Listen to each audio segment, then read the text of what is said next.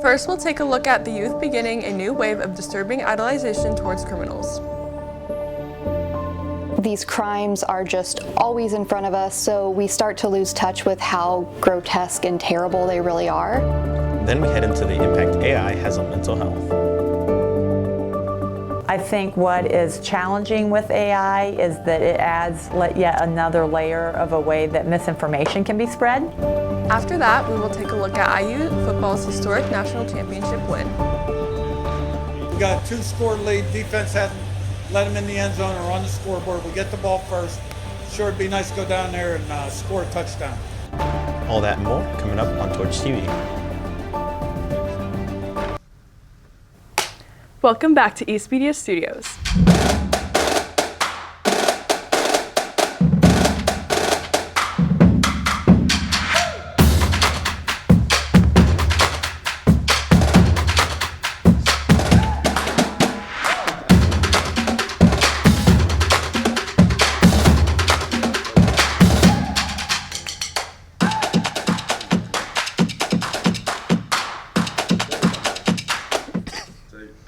Welcome back to Torch TV. I'm your host, Mia Bowers, and I'm joined by Inaki Ramirez. Inaki, did you know that there's less than 40 days until spring break? Really? I'm trying to get out of this winter. I know, it's terrible. Terrible. Now, let's get right into this week's Torch TV. The growing trend of idolizing criminals has been affecting the minds of youth and has taken a toll what people morally believe is right and wrong. Many young adults have begun to enact what their supposed idols have perpetrated against innocent civilians.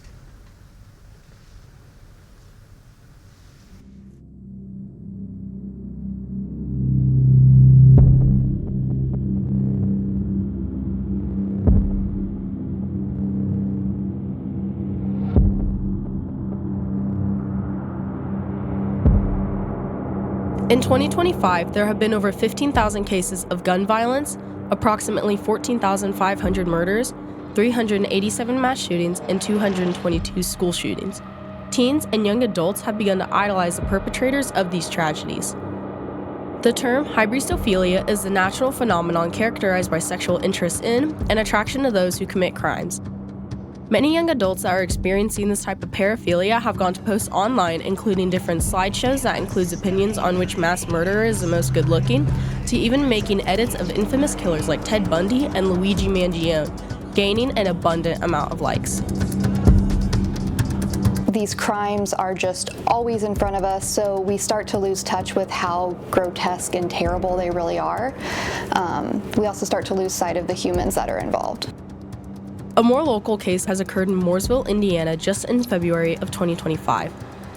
A senior that attended Mooresville High School named Trinity Shockley, who had an immense admiration towards the Parkland High shooter, Nicholas Cruz. Her feelings of romance, sexual attraction, and infatuation pushed her to plan out a school shooting to happen on Valentine's Day, and also nicknaming it Parkland High Part 2. Every day, the growth and becoming infatuated with these perpetrators is seemingly only growing. The problem is when we start to think, well, maybe it wasn't so bad they did that thing, or seeing a piece of themselves in the perpetrator and then wanting to grow that piece of themselves or identify a bit more strongly with a piece of themselves. I think that's where it really crosses over into being a bit more dangerous.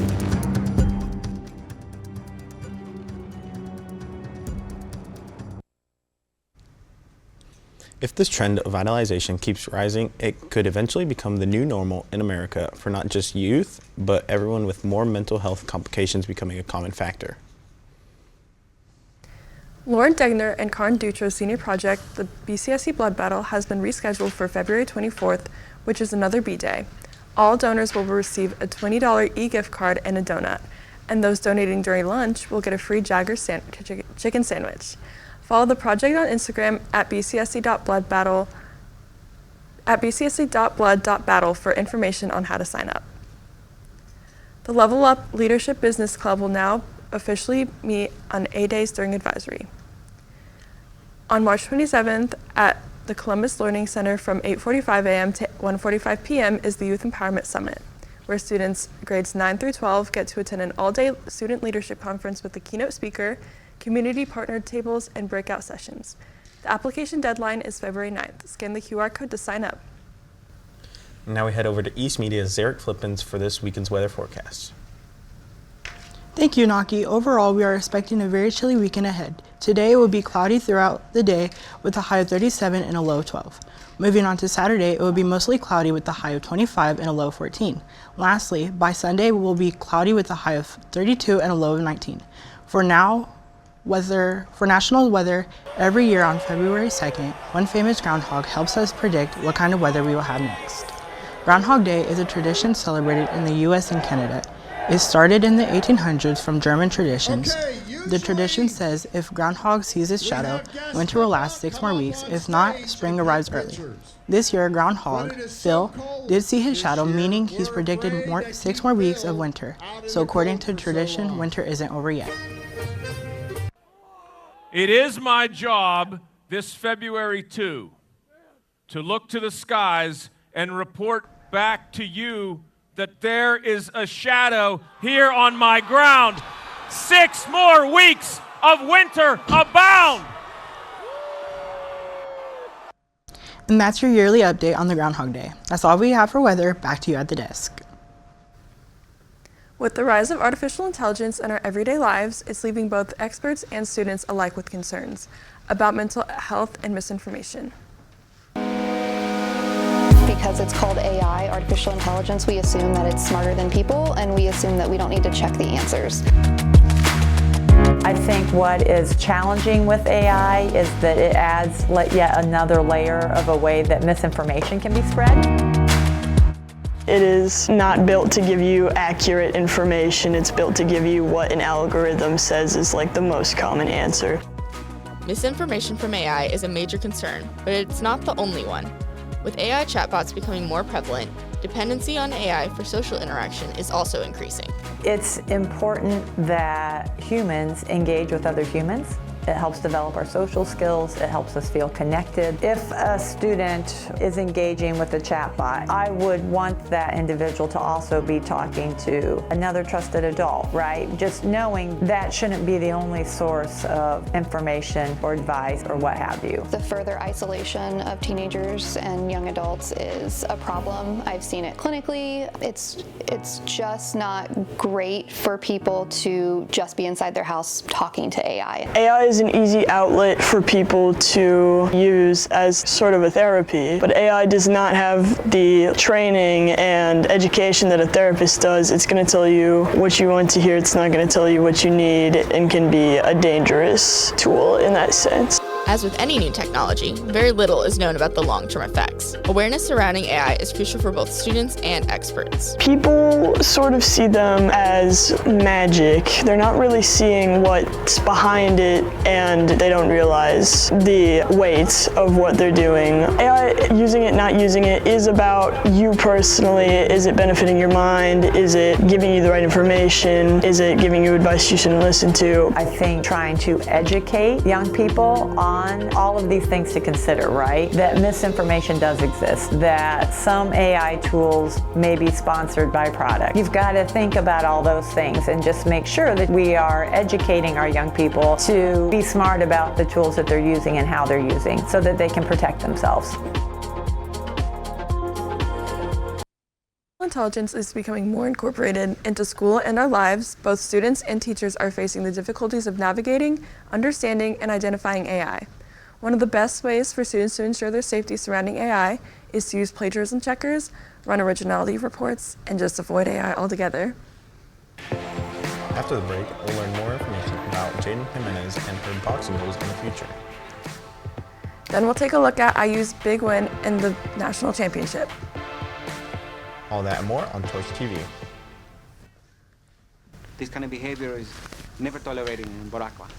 You shout like that, they put you in jail right away. You're stealing, right to jail. You're playing music too loud, right to jail, right away. You're driving too fast, jail. Slow, jail. You're charging too high prices for sweaters, glasses, you right to jail. You undercook fish, believe it or not, jail. You overcook chicken, also jail. Undercook, overcook. We have the best patients in the world because of jail.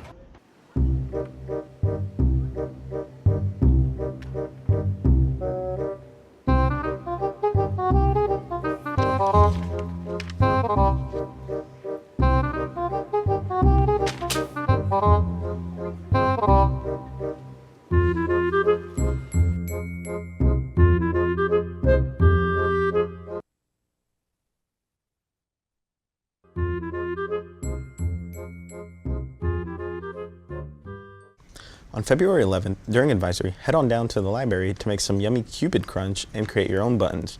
Email Mrs. Cordova at cordovae@bcse.k12.in.us or scan the QR code on screen for more information. Today, the East Food Pantry is open from 3 to 3:30. Pickup will be located behind the library. Now we're going to learn more about Columbus North Junior Haden Jimenez and see what her future in boxing is going to look like, national championship-wise and also career-wise. A local boxer here in Columbus, Indiana named Haden Jimenez has been making boxing history for Columbus PAL. The 17-year-old female has been knocking out the national competition and even has future plans for more national tournaments. I want to earn that #1 spot right now. Right now I'm ranked #3, but I eventually want to become #1, so I will continue to work hard for that. She's at the point now to where we can't find any competition in the local region, so we have to go to the national tournaments, and when you go to the national tournaments, you're talking about young ladies who are very, very experienced. She just competed in the USA Boxing National Championships. She placed silver, she got second place, and everybody she competed against was a ranked fighter. The young boxer even made national history, being the least experienced boxer in her weight class, and also beating the #1 ranked girl in her division by unanimous decision. I fought in really experienced girls, and then I've also fought girls who already won nationals while I was still on my 4th fight. So honestly, it doesn't really matter how long you've been doing it. As long as you put in the hard work, you can catch up, because hard work beats talent. What we're looking at is that she has the opportunity to really chase some big dreams, because she's got a lot of talent. She works very hard, and that's very special.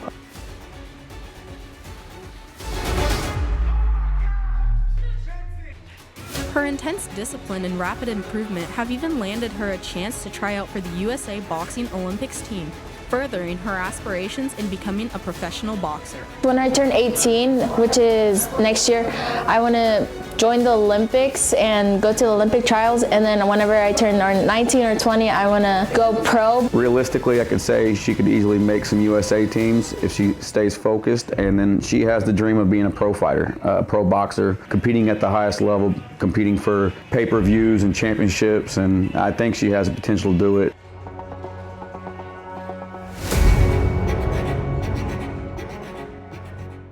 Haden's amazing nationals run isn't the only thing to be looking out for in sports in Indiana.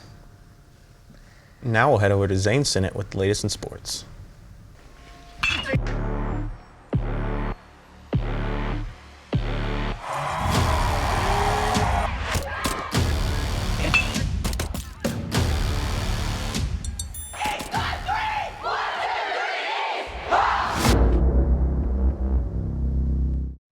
Thanks, Inaki. Tonight, the girls' varsity basketball team is hosting a state tournament here at home with tip-off starting at 6 p.m. After that, the varsity's wrestling team is going to regionals at Jefferson High on Saturday at 9 a.m. Now for the sports news we have all been waiting for. The Indiana Hoosiers won the national championship and are the first team to go 16-0 since the 1894 Yale Bulldogs. The Indiana Hoosiers went from being the worst team in college football history just 3 years ago to now going undefeated and winning the national championship. The Indiana Hoosiers faced their toughest defensive competition of the year against the University of Miami in the national championship. In the first half, it appeared as if Indiana was working against both Miami and the referees. In one drive, Fernando Mendoza received 2 late hits and was targeted by Jacoby Thomas, none of which were flagged as penalties, and sparked controversy among viewers. Kirsianetti had comments on the calls before heading to locker room at halftime. In the second half, with the game being closer than ever, Kirsianetti went all in on 4th and 4. Fernando Mendoza took the snap and took an electrifying 12-yard run to the end zone to put Indiana up 2 scores with 9 minutes left in the game. And whenever Coach Signetti, Coach Shanahan, they called that play, we knew, hey, we're going to better ourselves one more time. In the biggest stage of the game, everybody in that entire offense, an entire team, had a gritty performance today, and we're all putting our bodies on the line. So it's the least I could do for my brothers. We're 16-0. 16. National champions at Indiana University, which I know a lot of people thought was never possible. It probably is one of the greatest sports stories of all time, but it's all because of these guys and the staff. So proud of them, and it's a great night. That's all we have for sports this week. Back to you at the desk. After the break, we'll take a look at how Forbes put BCSE in the list of top 20 employers. Then we'll take a look at BCSE's recent drop in enrollment. All that and more on Torch TV.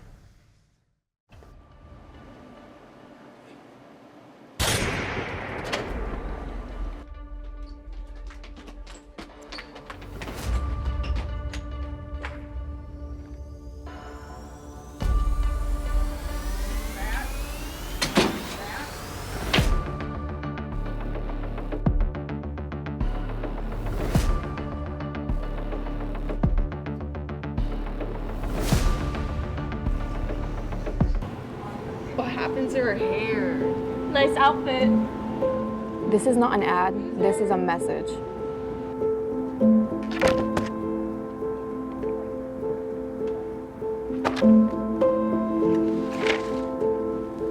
This is not an ad, this is a message.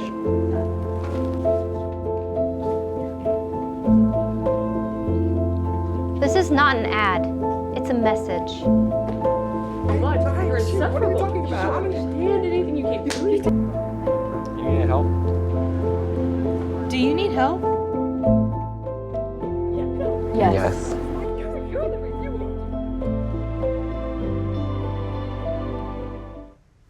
Forbes is a highly acclaimed business magazine known best for its lists and rankings of businesses and business owners. Recently, Forbes ranked BCSE as one of the top employers in the state. Founded in 1917, Forbes magazine has made rankings and articles for businesses around the world. Being mentioned in one of these lists or having an article written about you has been a dream for many business owners, as it has historically been beneficial to them. BCSE was recently ranked in Forbes' top employers by state list for Indiana, and staff members definitely feel it was deserved. BCSE is an outstanding school corporation, and I think it's more than well-deserved. They are continually looking to do what's best for students, build our community. I've been so impressed since I've been here. I believe this is year 9 I've been in this school corporation. I've been in 3 other school corporations before coming here, and I'm consistently amazed at the level of leadership, the attention to detail, and the desire to watch other people grow, especially our students and our staff, but also bring the community alongside. We really try to be competitive in things like salary for our employees, both for teachers and administrators as well as our support. A mention in Forbes can only be positive for businesses, including school corporations, as it can bring better teachers and better administrators, making BCSE a better place. I think people want to be in jobs and environments where they feel valued and where they feel appreciated and where people care about them. So I would maybe it would drive someone to want to apply and look here, or maybe bring their family to BCSE. You have to like the people you work with, and in BCSE in our community, our teachers, our staff, our bus drivers, nurses, custodians, they like the other adults they work with, and they enjoy the students that they're around during the course of the day. BCSE plans to maintain their place on the Forbes list by having transition to teaching programs, which help future educators get their license and in the classroom quickly, as well as other programs for existing teachers and administrators. We have started T2T programs for transition to teaching. So people in our community that have a degree that think they might want to be a teacher, we support them. We help get them into a program, get them a license, and get them in the classroom right away. For teachers who are teaching already, we have programs for them if they want to get their administrative license and think about becoming administrator. For our current administrators, we now have are working on a program if they want to work on their PhD, and they think they might want to advance their skill level and their knowledge level and their education, or go on to become a central office administrator or superintendent someday. So each level in our community and in our school district, we say, how can we help take you to the next level? BCSE was ranked 63rd nationally. If you would like to see the full list, visit Forbes' website. BCSE reported that district enrollment dropped by nearly 200 students in the 2025-2026 school year, an unexpected shift from the steady growth seen in recent years. Karin Dutro has more on what this means for our district. We get funded directly from the state of Indiana. About 51% of the state's budget is for education, and it's directly tied to the number of students that we have. In October, BCSE schools received their official enrollment numbers, determining their funding for the coming year. We get about $7,500 per student, and if you lose 200 kids, you can do the math pretty quickly and see that's getting in the $1.5 million range. Now, fortunately, we're large enough that to lose 225 students, that doesn't mean we're cutting programs or students won't have access to something that they had access to before. After discovering the decline in enrollment and making appropriate changes, BCSC administrators searched for the reasons behind this drop. We had a large number of students who had transferred to districts that are really far away from us here in Columbus. And so we were pretty confident those students were going to virtual programs. So we feel like some of our standards and accountability for students have driven students to places that don't have the same standards and accountability. The other, which was a little bit unpredicted, but we're going to keep an eye on this because it may be a trend, is we had 40 students graduate as juniors last year between North and East High School. So that's higher than normal, which we had not anticipated. So there's 40 fewer students in the senior year, obviously. BCSC is also finding ways to respond to the effects that this drop will have on our schools. We might have fewer classrooms that are filled, but that might also allow us to do different things with that space. So we might be able to add more pre-K programming for 4-year-olds or use that space for different things like makerspace or STEM labs or other things. We always want to be, our motto is to be the choice to learn, work, and play. So we always want to have competitive programming. We want to have the most engagement in our classrooms. We just have to figure out a way to leverage those resources in a way that helps students in our community really have a great experience. Although BCSC has faced a decrease in enrollment, there are still many exciting projects to come. Making BCSA a strong school system for current and future students through ventures like the new West Side Elementary School remains the administration's priority. Now we'll head over to Drew Poe with the latest in news.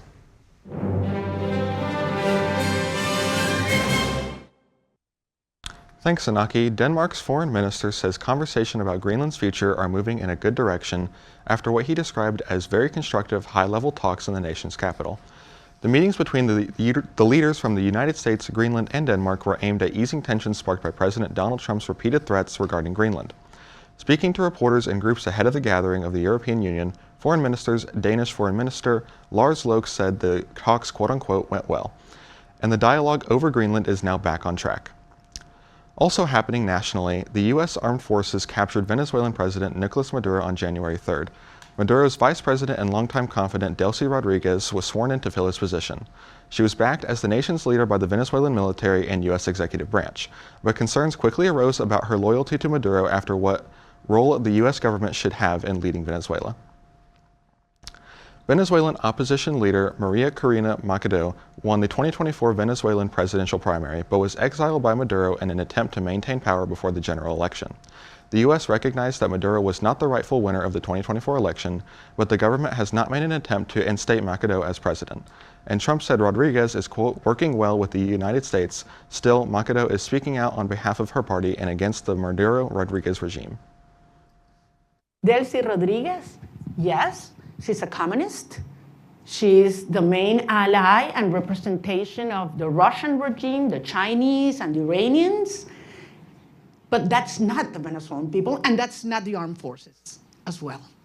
Trump has made it clear that the United States has control over Venezuela, going so far as to post that he is the quote-unquote acting president of Venezuela on X. He said that he did not believe Maria Machado commanded the respect to immediately take over Venezuela, but she has made attempts to reach out to him and cooperate in hosting free elections. Machado even gifted her 2025 Nobel Peace Prize to Trump for his courage and efforts for peace in Venezuela. However, despite both sides saying that they look forward to hosting free elections, there is no timeline for when those might occur or what it will take to accomplish them. We're going to run everything. We're going to run it, fix it. We'll have elections at the right time. So I am profoundly confident that we will have an orderly transition. This is a complex phase we are right now. Some of the dirty work is being done by them. But then the result of a stable transition will be a proud Venezuela who is going to be the best ally the United States has ever had in the Americas. Machado has yet to return to Venezuela. In the meantime, the President Delcy Rodriguez will continue to run the country as disputes over Maduro's capture, oil rights, and elections are resolved.